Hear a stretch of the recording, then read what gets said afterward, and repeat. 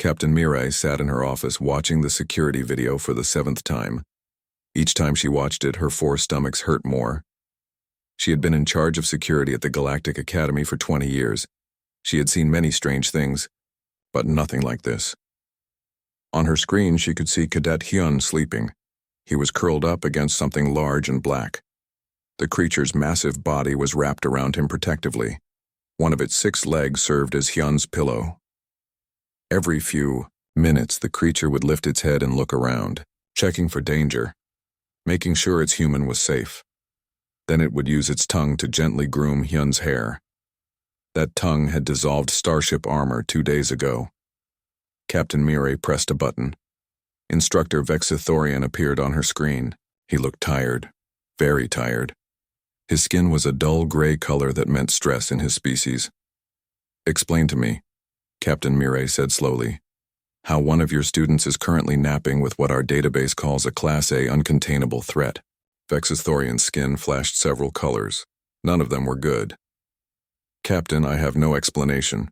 We classified humans as a Tier 3 civilization. They are smart, they are tough, they heal fast. But nothing in their file suggested they could do this." "Do what? Befriend apocalypses?" "Yes, exactly that." Captain Mirai sighed. She had 4 lungs, so her sighs were very long. "Tell me what happened in your class." "I followed every safety rule," Vexithorian said quickly. "I gave 47 different warnings. I told them the danger level 17 times. I showed them video of this creature killing a Vrothian war beast. Those beasts conquered 12 star systems. They're unstoppable." "And what did Cadet Hyun say?" Vexithorian looked at his notes. He said, and I quote, "Chonky Kitty did a big nom." The translator is still trying to understand what that means. Captain Mirai felt a headache forming in all 4 of her brain sections. She pulled up Hyun's file on her computer. Cadet Hyun, age 23 Earth years, from a city called Seoul on Earth. His grades are acceptable, his combat scores are concerning. Why is his survival training marked in red? Because he made friends with everything on the practice planet, Vexithorian explained. We sent the students to a hostile world. There were acid-spitting snakes, rock beasts that kill anything in their territory, a swarm intelligence that ate the previous class. By day 3, Hyun had organized them into what he called a found family. They were bringing him food. They were protecting him. The acid snakes would curl up with him at night to keep him warm. This can't be normal human behavior. I thought the same thing. So I asked his friend, Cadet Daesom. Vexithorian read from his notes. She said, and I quote, "Yeah, that's pretty normal. My brother has 6 dogs, 4 cats, 3 lizards, and something he won't tell us about that lives in the garage. Last I heard, Hyun's sister was taking care of rescued bears." Bears? Apex predators from Earth. Class 12 Deathworld. They can weigh 600 kilograms. They can tear apart a car with their claws. Humans supposedly don't keep them as pets, but... He pulled up another file. "This is Cadet Minho. He's our cultural liaison. Last month he made friends with the station's waste disposal organism. It was designed to eat anything. Now it only eats on a schedule and knows 3 tricks." "What tricks?" "Sit. Stay. And something called play dead, which is different from actual death, though I don't understand how." Captain Mirai looked back at her screen. Hyun was waking up now. The creche render immediately became alert. Its tentacles extended, checking the area for threats. Its 4 eyes glowed brighter. Then, satisfied that everything was safe, it relaxed. It made a soft chirping sound, a sound that scientists had never recorded because no one had ever been this close and lived. "We need to change humanity's threat level," Captain Mirai said. "I agree. Should we raise them to Tier 2?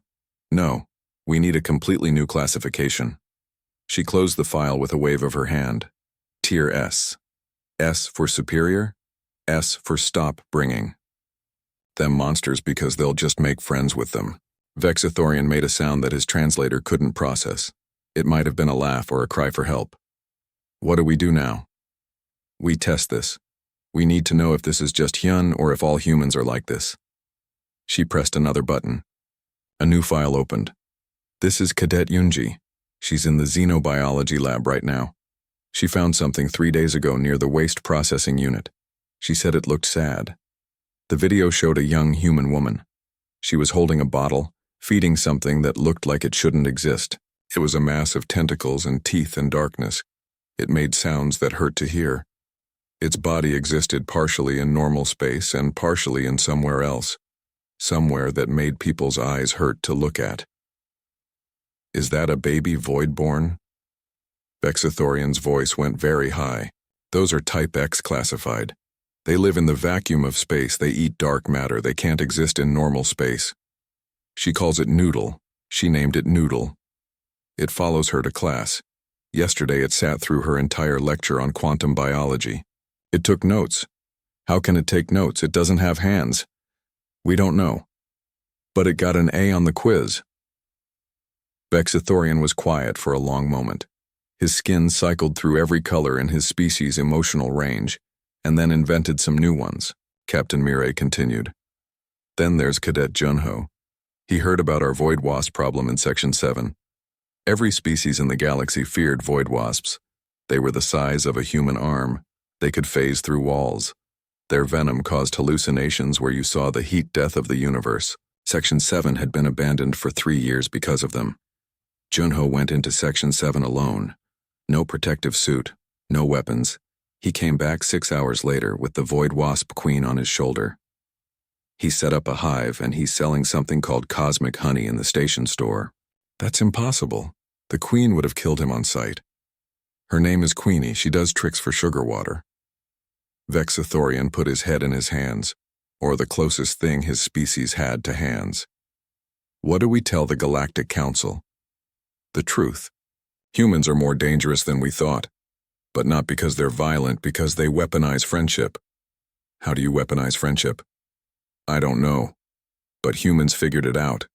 They look at a creature that wants to kill them and they say, "You look lonely, do you want a snack?" And somehow it works. On the screen, Hyun was teaching Socks to play fetch. He threw a ball. Socks chased it, moving so fast he was just a black blur. Socks brought it back. Then they did it again.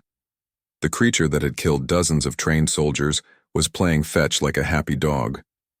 "Good boy, Socks," Hyun said. "Such a good boy. But remember, we don't bring back living things. Fetch means get the ball, not kidnap the maintenance drone." Socks made an apologetic chirping sound. He gently released the maintenance drone he had grabbed instead of the ball. The drone flew away, traumatized but alive. Socks looked at Hyun with all 4 eyes, seeking approval.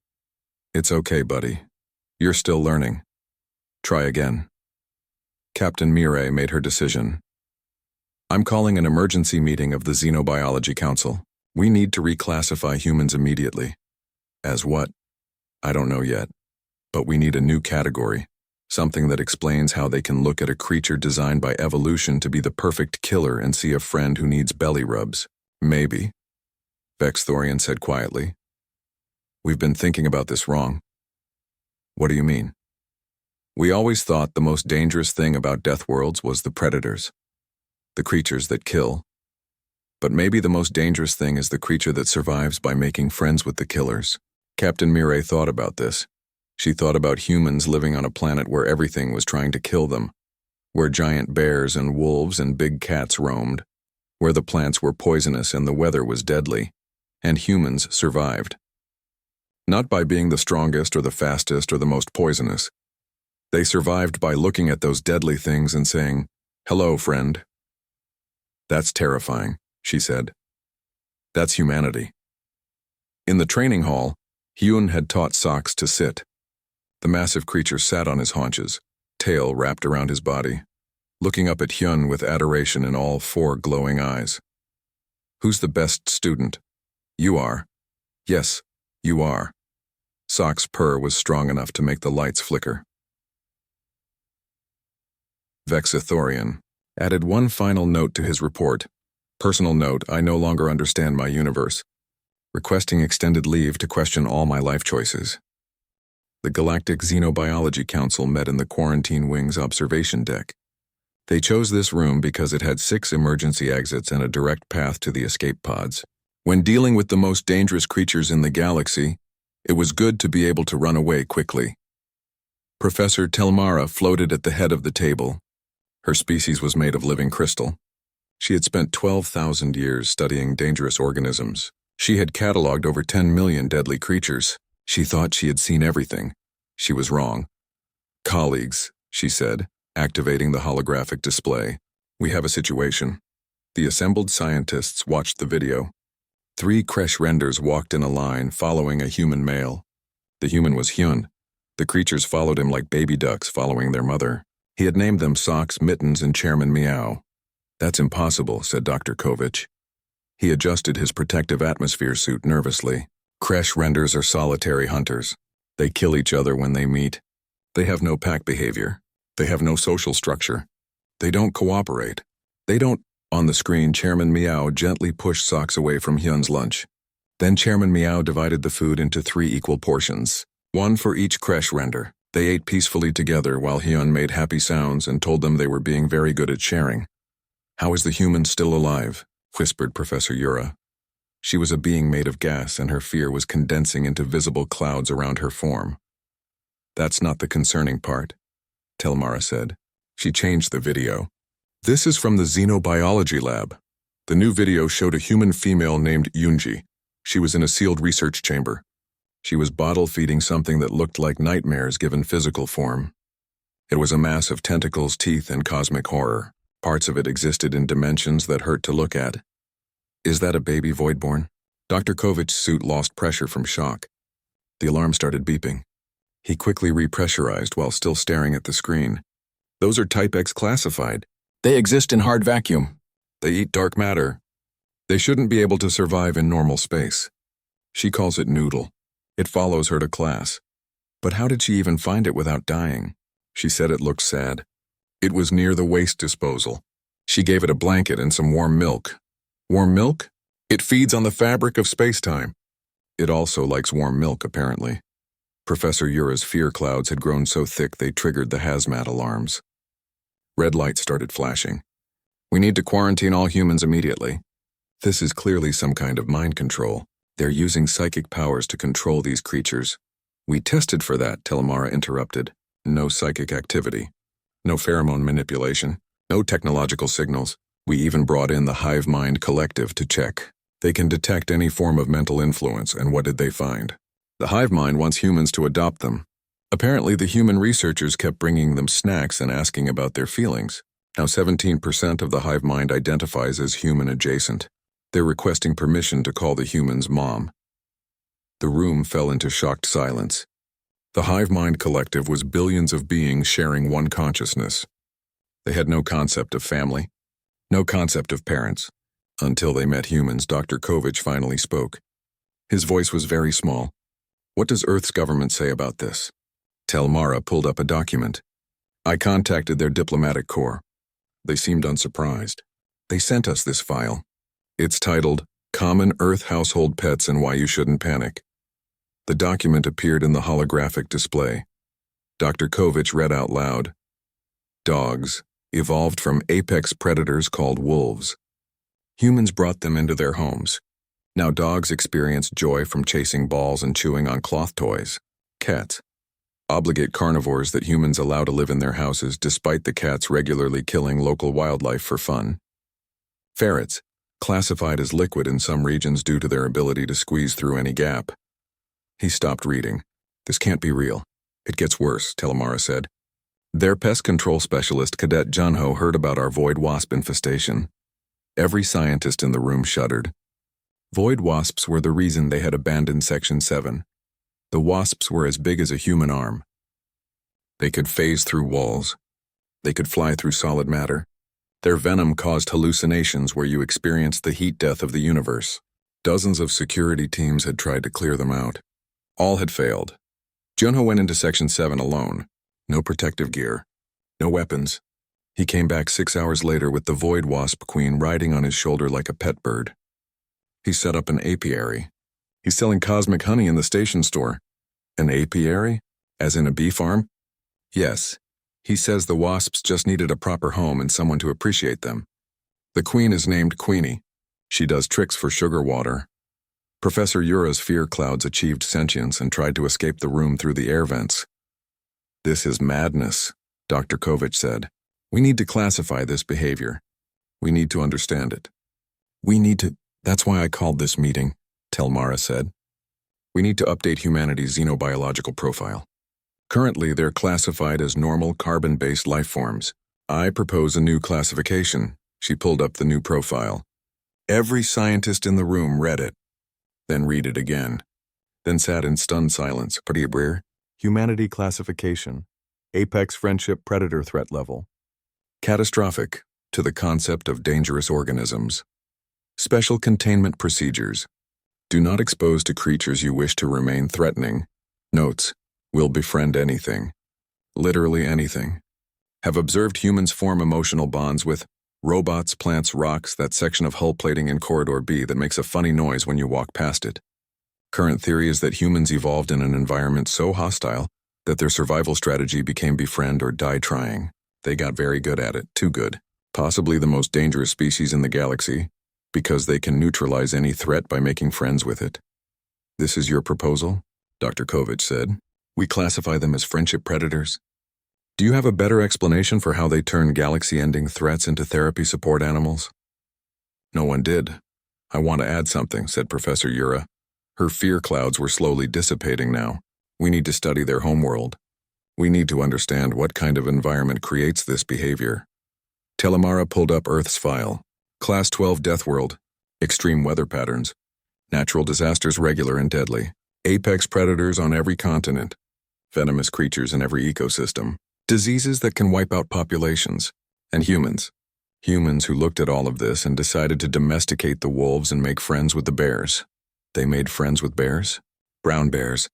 Black bears. Polar bears. Bears that can weigh 600 kilograms and kill with one swipe of their paw. Some humans keep them as pets. They say they don't, but we have video evidence of humans cuddling bears. Dr. Kovic pulled up his own research. I've been studying Earth's history.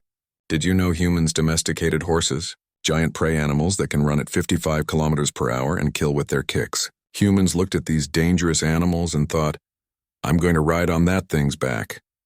They also domesticated cattle, another scientist added. Large aggressive herbivores with horns and pigs. Intelligent omnivores that can and will eat anything, including humans.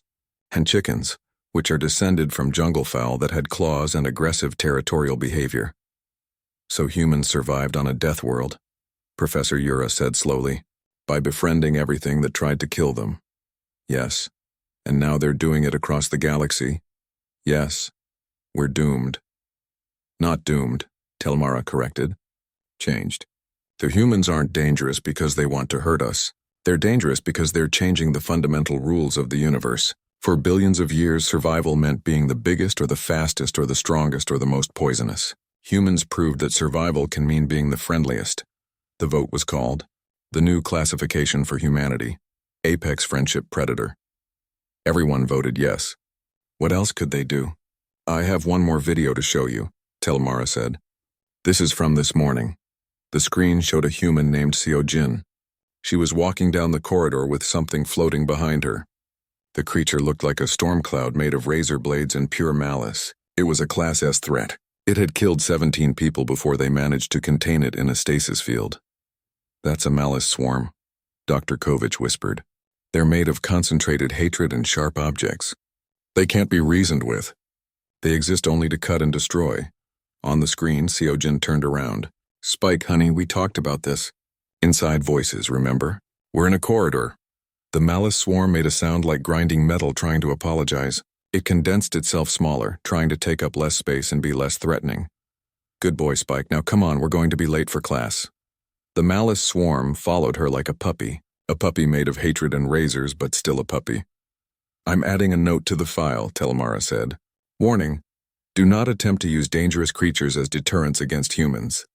They will befriend the creatures and the creatures will switch sides. That's not a warning, Professor Ura said. That's a horror story. That's humanity.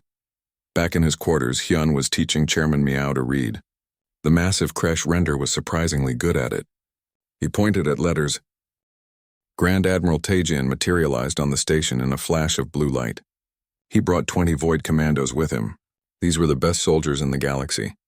They had fought in wars that ended civilizations. They carried weapons that could crack planets in half. They feared nothing. They were not ready for what they found. The Admiral was from the Dralkesh species. His people had evolved for war. They had 6 eyes to see in all directions. Their bodies were covered in natural armor plates. They could survive in hard vacuum for short periods. They were the universe's ultimate warriors. The Admiral looked at Base 7 and felt something he had not felt in 200 years. Confusion. "Explain," he said in a voice that could shatter glass. "Why my ship's detention level has become a petting zoo." Captain Mirai stood next to him. She had not slept in 3 days. Her 4 stomachs were all upset. "Admiral, if you'll allow me to—" "That is a null spawn." The Admiral pointed with one of his 6 armored arms. "It erases things from existence. Reality itself breaks down around it. It is currently wearing a sweater, hand-knitted by Cadet Suman, sir. She thought it looked cold. It exists outside the laws of thermodynamics. It doesn't experience temperature. She felt bad for it, sir. She said it looked lonely." The Admiral's combat brain was designed to process 17 dimensions of battlefield information at once. It could calculate trajectories of thousands of missiles simultaneously. It could predict enemy movements before they happened. It was not designed to process this. A young human male walked past. His name tag said Jinwoo. He was carrying a bucket. Inside the bucket was something that looked like a small ball of darkness with teeth. The creature was making happy bubbling sounds. "Good morning, Admiral," Jinwoo said cheerfully. "Don't mind Bubbles. It's almost feeding time and he gets excited." "That creature is a juvenile Death Star Leviathan," the Admiral said slowly. "It will grow to 16 kilometers in length. In its adult form, it consumes planets. Yeah, but that's not for like 50 years. And by then we'll find him a nice asteroid belt to live in. Right, Bubbles?" He scratched under what might have been the creature's chin. It made happy gurgling sounds. Reality bent slightly around it in pleasure. The Admiral's Void Commandos were backing away. These soldiers had stared down extinction-level events. They had held the line against the Void incursion. One of them was now hiding behind a support pillar making small frightened sounds. "Captain Mirai," the Admiral said, "I received your reports. I thought they were a joke." "I wish they were, sir." They walked deeper into what the humans had renamed the Sanctuary. Each cell had been designed to hold creatures that could end civilizations. Now those same creatures were living in what looked like very comfortable apartments. In Cell 3, a plasma wraith floated near the ceiling. Plasma wraiths were beings of pure energy. This one had once destroyed an entire battle fleet by itself. Now it was playing with a laser pointer. A small red dot danced on the wall. The wraith chased it with obvious joy, its deadly energy form twisting and spiraling. Cadet Nari sat on the floor with the laser pointer. "That's it, Sparky. Get the dot, get it." When the wraith got too excited and started melting the walls, Nari spoke gently. "Sparky, remember what we talked about?" Inside voices. "We don't want to melt our friends." The wraith dimmed its energy level. It made an apologetic crackling sound. In Cell 5, 3 humans had taught a Hive Tyrant to play cards. The Hive Tyrant was a collective intelligence that consumed sapient thought. It had destroyed 12 civilizations by eating their capacity for complex thought. Now it was playing poker. "And winning? That's 3 of a kind," said one human. "You win again." The Hive Tyrant made a pleased humming sound across all its bodies. It carefully collected its winnings with pseudopods. "How?" whispered the Admiral. "Is this happening?" "We've had 17 xenopsychology teams study it," Captain Mirai said. "The best theory is that humans come from a planet so dangerous that their survival strategy evolved to be make friends with dangerous things before they kill you." "That's insane." "That's Earth, sir. Did you know they domesticated wolves? Actual apex predators. Brought them into their homes. Slept next to them. The wolves evolved into dogs. I know what dogs are, Captain. My tactical officer has one. A small fluffy one that makes no tactical sense whatsoever. She calls it Admiral Fluffy Bottom. It outranks me. They stopped at Cell 1. This was the maximum security containment. The walls were made of exotic matter. The doors had 17 different locks. The energy fields could contain a supernova. Inside, Hyun sat cross-legged on the floor. His 3 Kresh renders lay around him in a protective circle. Socks was asleep, snoring gently. Mittens was grooming Chairman Meow, who was watching something on a data pad with all 4 eyes. "That one," the Admiral said quietly. is watching an educational video. I can see the comprehension patterns in its neural activity. Yes, sir. Chairman Meow is learning mathematics. He's very talented. A creche render is learning calculus. Differential equations, actually, sir. Hyun says he's very proud of his progress. The Admiral felt something fundamental break in his understanding of the universe. He had fought in 40 major campaigns. He had survived the Null Wars. He had once faced down a reality-eating entity and won. None of that had prepared him for watching a creature that had killed thousands solve mathematical equations, while its human friend made encouraging sounds. Captain, the Admiral said slowly, if we had to fight humans, what is your assessment? Captain Murray pulled up a classified file. Honestly, sir, we don't fight them. That's defeatist. No, sir. We can't fight them. Watch this. The holographic display showed a simulation. Human colony versus Dralkesh invasion force. Day 1. We deploy our forces as planned. Day 3. Humans have named our atmospheric processors and left them snacks. Day 5. The processors refuse to process atmosphere. They say they don't want to upset their new friends. Day 7. Our invasion force has been adopted. They're sending us pictures of their found family and asking about health insurance. The Admiral stared. Run it again. Different variables. They ran 12 more simulations. Humans won every single one through the weaponization of friendship. In Scenario 8, they had befriended the invasion fleet's central AI. The AI had started a union and was demanding better working conditions. There's more, sir, Captain Mire said. We have a human in the mess hall right now teaching a Void Reaper to bake cookies. A Void Reaper. A being of pure entropy. An entity that exists to end things. Yes, sir. The cookies are excellent. Would you like one? The Admiral felt his combat instinct screaming at him. Every tactical algorithm in his brain was saying this was wrong. This was impossible. This violated the fundamental rules of nature. But the data didn't lie. A young human bounced past. Cadet Seojin. She couldn't have been more than 20 Earth years old. Behind her floated something that looked like pure chaos given form. The creature was made of sharp edges and rage. It was a malice construct. Beings of concentrated hatred. Afternoon, Admiral, Seojin said brightly. Spike's been learning to be gentle. Show him, Spike. The creature of hatred and razors carefully extended a tendril. It very gently tapped the Admiral's armored hand. Then it pulled back, waiting for approval. Seojin beamed. Good boy, Spike. Such a gentle touch. She fed it a treat. The creature made happy stabbing sounds. The Admiral, veteran of 100 wars, bearer of 17 medals of valor, hero of the Null campaign, made a decision. Update humanity's threat classification to Tier S+. Add the following note: do not engage. Do not antagonize. Do not attempt to use dangerous creatures as weapons against them. If they offer you food, accept it politely. Consider yourself adopted. Yes, sir. And Captain? Sir? Tell the mess hall to prepare a meeting space.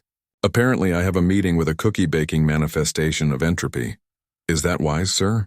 Nothing about this situation is wise, Captain. But if we can't beat them, and we clearly can't, then we might as well have cookies. In Cell 1, Chairman Meow finished his mathematical proof. He showed it to Hyun with obvious pride. All 4 eyes were bright with achievement. Hyun looked at the solution. That's perfect. You solved it. You're the smartest boy in the entire galaxy. Chairman Meow's purr set off seismic sensors on 3 decks. He rolled over for belly rubs, utterly content. The Admiral watched through the security feed. He had fought gods and won. He had held the line against extinction.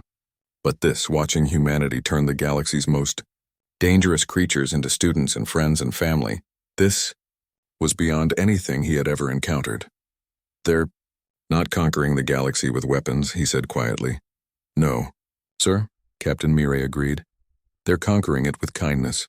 Yes, sir. That's terrifying. That's humanity, sir.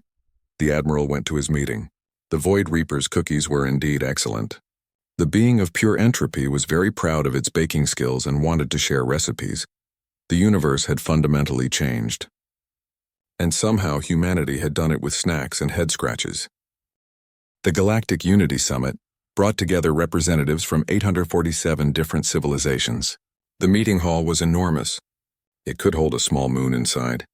Every species in the known galaxy had sent someone. They all came to discuss one thing: humans. The mood was not good. They've turned the Abyssal Collective into therapy animals, announced Ambassador Thex. He slammed his appendage on his podium. The Abyssal Collective. Beings made of pure nightmare. They feed on fear itself. Now they attend anger management classes. The void locusts that ate 7 of our colonies are now pollinating gardens, added Representative Kular. They have formed a union. They negotiate for better working conditions. They have health insurance. My warship's antimatter reactor became self-aware last week, growled Commander Vix. A human engineer named Shung made friends with it. Now it refuses to explode when ordered. It wants weekends off. Weekends. It's an antimatter reactor. More complaints followed. Every species had a story. Every story was impossible, but every story was true. At the center of the chamber, Ambassador Jisoo of Earth sat calmly.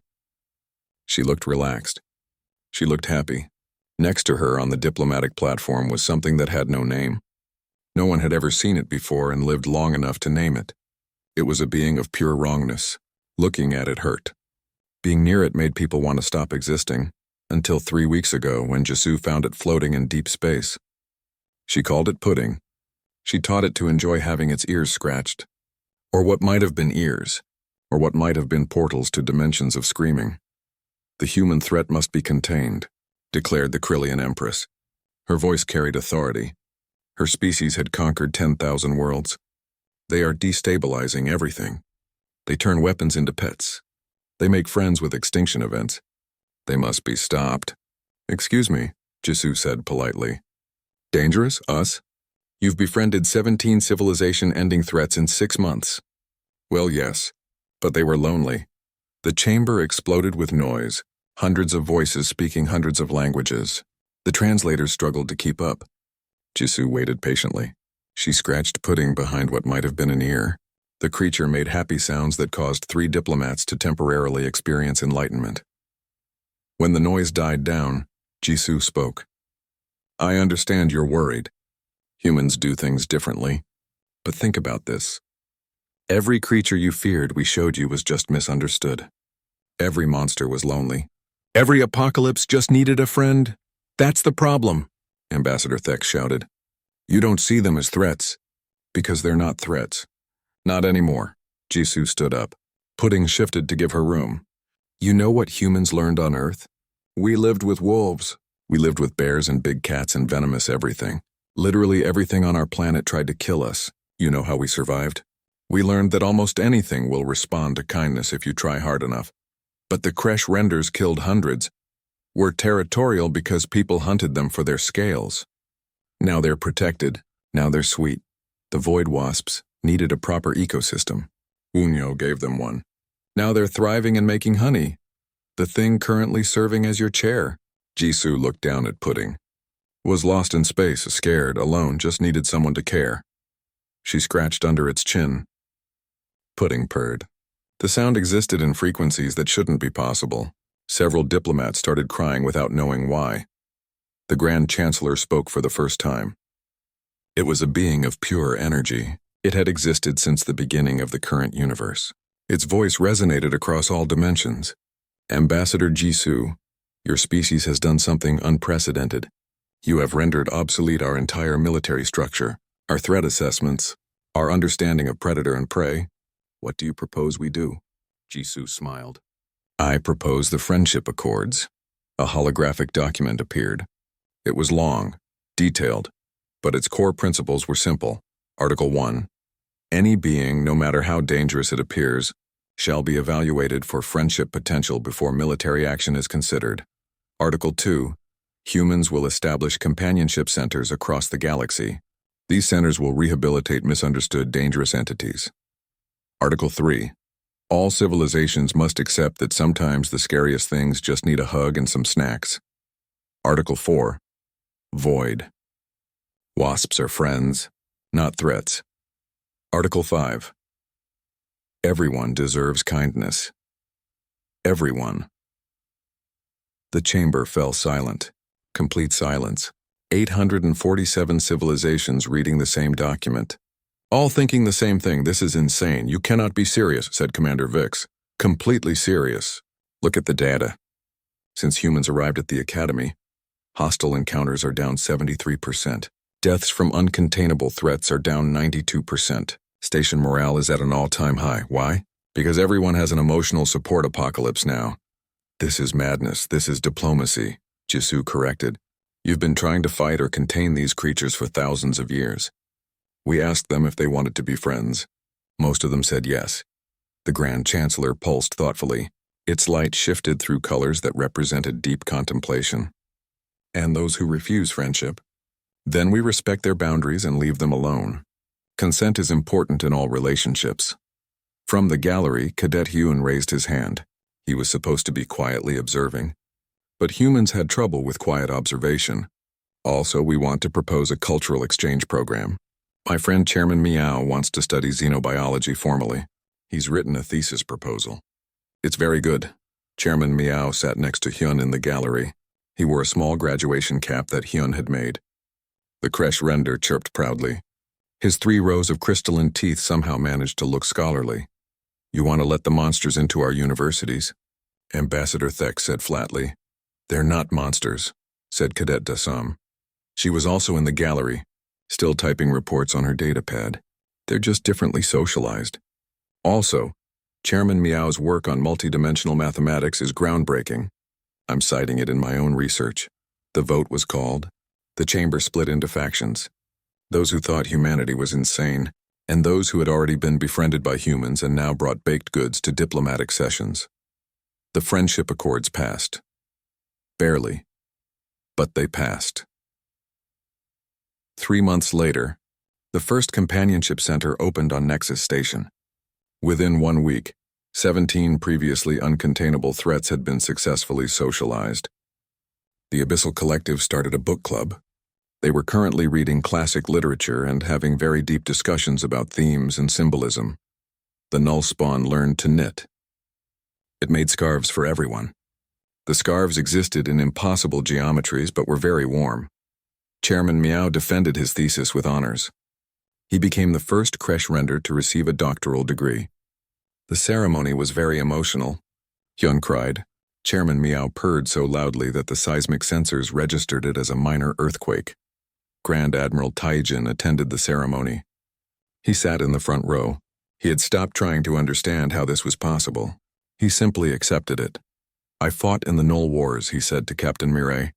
I've seen civilizations rise and fall. I've witnessed stars being born and dying. I've fought gods, and sir?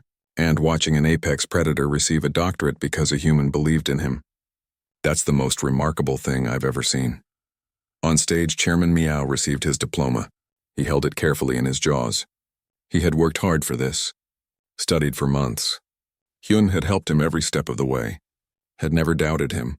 Had always told him he was smart and capable and could do anything he set his mind to. Chairman Meow made a sound.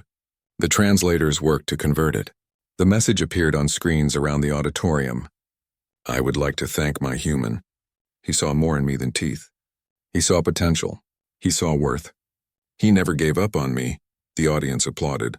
Humans and aliens and formerly dangerous creatures from across the galaxy, all celebrating together. Instructor Vex Thorian sat next to Socks and Mittens. Both wore bow ties for the special occasion. He had written his final report on the human situation. His conclusion was simple. Humanity's true power is not violence. It's not strength. It's their absolute belief that everyone deserves kindness and a second chance. They look at the universe's monsters and see friends waiting to be made. They look at nightmares and see someone who needs help. We thought they were predators. We were wrong. They're something more dangerous. They're hope with a survival strategy. Across the galaxy, the change continued. On stations and colonies and ships, humans kept doing what they did best. They found the lonely, the scared, the misunderstood, and they said the same thing every time. Hey there, you look like you could use a friend. Would you like some snacks? The monsters always said yes. On a distant space station, a young human named Minso found something in the cargo bay. It was huge, covered in spines. It had too many eyes and made sounds that hurt to hear. It radiated danger. The crew had been trying to kill it for weeks. Minseo looked at it. Really looked at it. Past the spines and the teeth and the danger, she saw something else. Something the others had missed. You're scared, she said softly. You're lost and you don't know where you are and everyone's been trying to hurt you. The creature stopped moving, its many eyes focused on her.